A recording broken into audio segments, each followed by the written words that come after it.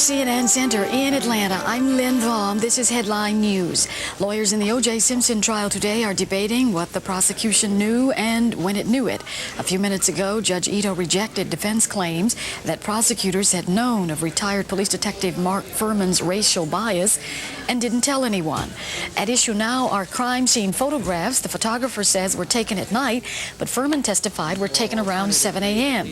That matters because one shot is of Furman pointing to a bloody glove, which he says he didn't get near until after he'd found its apparent mate at Simpson's estate. We should note the jury is not present.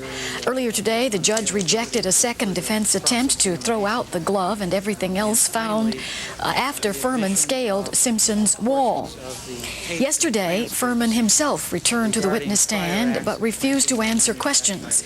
Jurors were again out of the room, but the defense will try to have him brought back in their presence. Furman is scheduled to be the final defense witness. A member of the Senate Ethics Committee says Bob Packwood deserves the atomic bomb penalty of being expelled.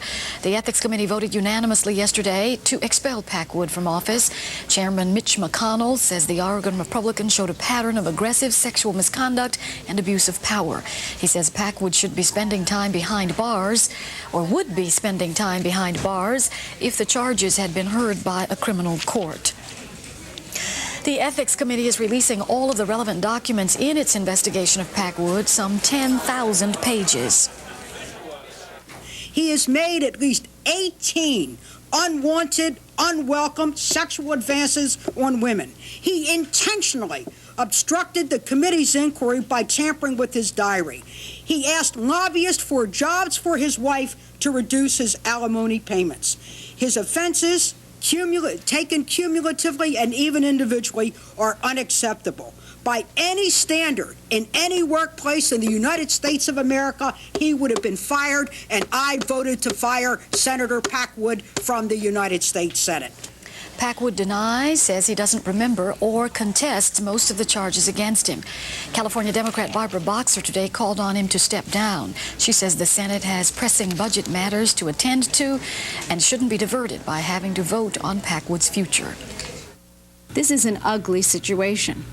This is an abuse of power in the rawest form, because there aren't too many offices in this country that are higher than a United States Senator in terms of the power and the prestige of the office. And to abuse that over and over again is a very low thing to do.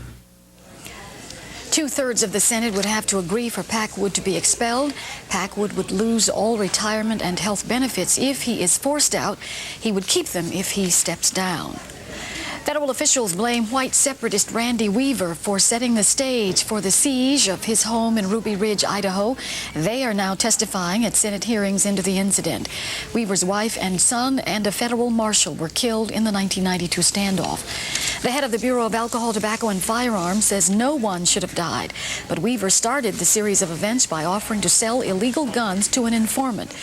Yesterday, Weaver testified federal agents had issued, in his words, death warrants against his family.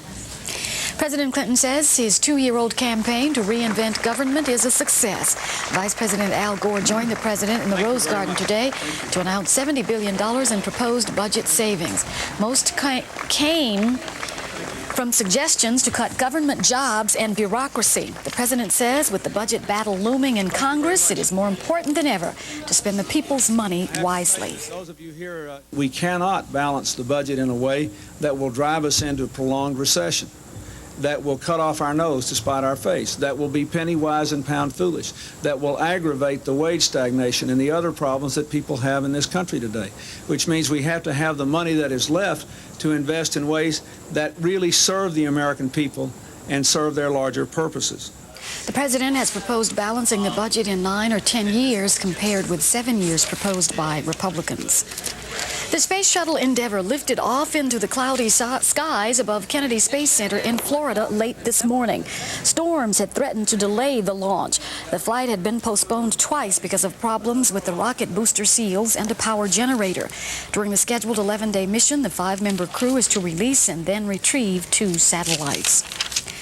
2 days after remarks in which she strongly criticized some of China's policies regarding women, Chinese officials have labeled Hillary Rodham Clinton's statements unwarranted.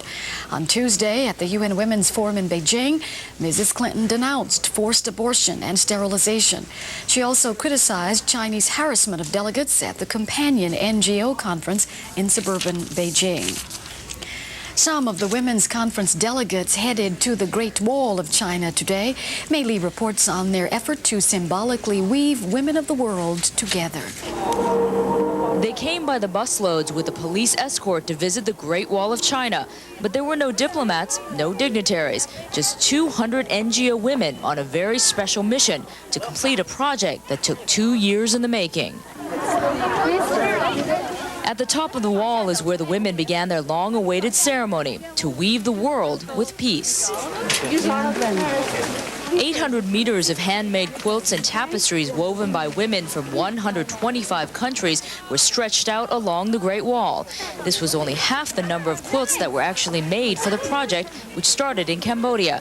200 pairs of hands just weren't enough to carry all of them to the wall. Weaving is a hard word, more patient word. We have to link one thread to another. It means women have to link the solidarities, link the unity, link the common idea together. I think it binds women together. It gives a feeling of sisterhood.